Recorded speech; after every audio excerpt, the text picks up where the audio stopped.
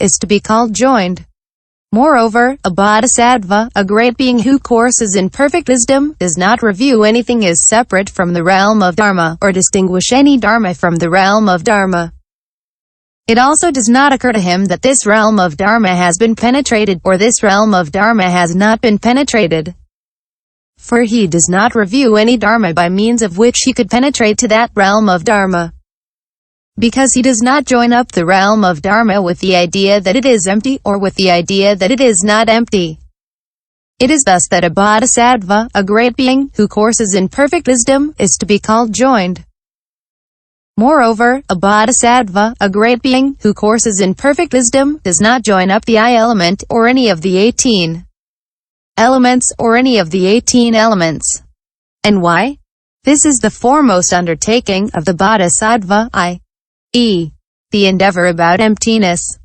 When he courses in emptiness, a bodhisattva does not fall on the level of a disciple or pratyeka Buddha, but purifies the Buddha field, matures beings, and quickly knows full enlightenment.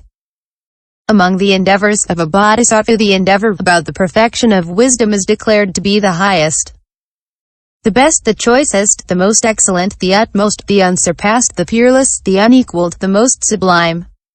And why? There is nothing above the endeavor, i.e., above the endeavor about perfect wisdom, about emptiness, the signless, the wishless. A bodhisattva who is endeavoring, joining himself thus, should be borne in mind as predicted to Buddhahood, as one who has come near the prediction. He will work the welfare of countless beings, but it will not occur to him that the Buddhas, the Lords, will predict me. I have come near the prediction. I will purify the Buddha field. I will mature beings.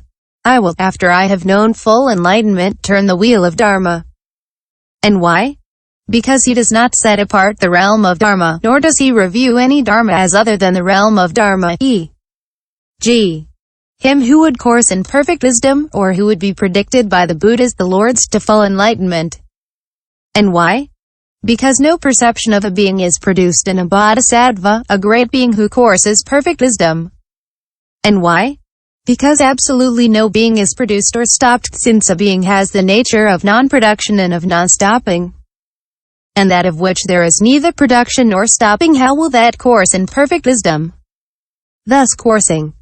A bodhisattva courses in perfect wisdom through the fact of the non-production of a being, of the emptiness of a being, of the inaccessibility of a being, of the isolatedness of a being. It is thus that one abides in the foremost endeavor of the bodhisattvas, the great beings, i.e., in the discipline, in emptiness, which has surpassed all other disciplines. For a bodhisattva, a great being who courses in this discipline, aspires to the great friendliness, and he does not produce a thought of meanness, or of immorality, ill will, sloth, distraughtness, or stupidity. D. The varieties of bodhisattvas. I. According to the circumstances of their rebirth. C. Instructions about the treasure of the Samgha. C. A. The eighth lowest bodhisattva equals candidate for stream winnership. Sariputra. The bodhisattva, the great being who dwells in this dwelling of perfect wisdom, deceased where, is he reborn here, or deceased here, where will he be reborn? The Lord.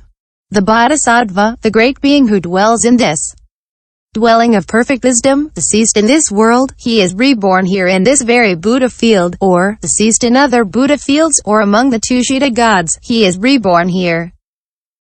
The bodhisattva is faith follower. Among these a bodhisattva, the great being who, deceased among men, is reborn among them, has a dull faculties, except when he is irreversible. He does not immediately make endeavors about perfect wisdom, and does not come face to face with the dharani-doors or the concentration doors. If again, Sariputra, you say, the bodhisattva, the great being who makes this endeavor about perfect wisdom, when he is deceased here, where will he be reborn? When he is deceased in this Buddha field here, he will then pass on from Buddha field to Buddha field. In each Buddha field he will please the Buddhas, the Lords, and nowhere will he be without them. The bodhisattva is Dharma follower. Moreover, another bodhisattva, one who is deceased in other Buddha fields and reborn here, has keen faculties. He quickly makes this endeavor about perfect wisdom. When he has passed through this present birth, he will still remain face to face with these very deep dharmas and will continue to make endeavors about perfect wisdom. In whichever Buddha field he may be reborn, there he will please the Tathagatas.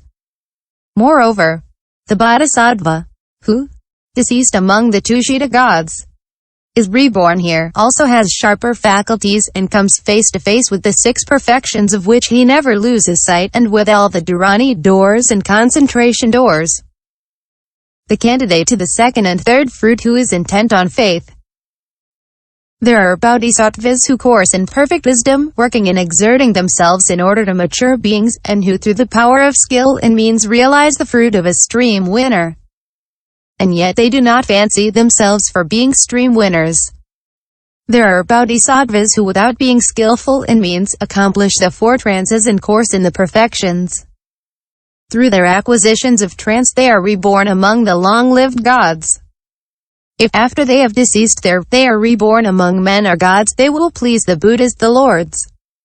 Their faculties also will be dull and not keen. There are bodhisattvas who both enter into the trances and course in perfect wisdom. But, owing to their lack of skill and means, they, having abandoned the trances, are reborn in the world of sense desire. Their faculties also are dull and not keen. The candidate to the second and third fruit who has attained correct views. There are bodhisattvas who, after they have produced the 4 trances, enter into the 4 unlimited, the 4 formless attainments. The applications of mindfulness, the right efforts, the bases of psychic power, the 5 dominants, the 5 powers, the 7 limbs of enlightenment, the paths. Greatly compassionate, they are reborn through skill and means, and not through the influence of the trances, unlimited, or formless attainments. And they are reborn where they can please the Tathagatas. Since they do not lack dwelling in the perfection of wisdom, they will know full enlightenment in this very Bhadrakalpa. C.B. The once returner.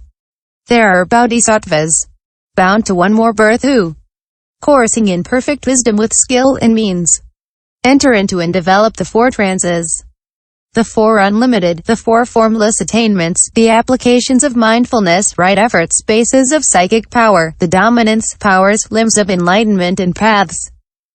They enter into the concentration on emptiness, on the signless, on the wishless. But it is not through the influence of the trances, etc., that they are reborn. When they have face to face pleased the Buddhas, the lords, and for a long time have led a holy life under them, they are again reborn among the tushita gods, where they remain until the end of their lifespan. Thereafter, with non-defective sense organs, mindful and self-possessed, surrounded and accompanied by hundreds of thousands of niyutas of kotis of gods, having here exhibited a rebirth, they know full enlightenment in various Buddha fields. C. The never-returner. There are bodhisattvas who are recipients of the 6 super-knowledges, and who are not reborn in the world of sense desire, or the world of form, or the formless world, but they pass on.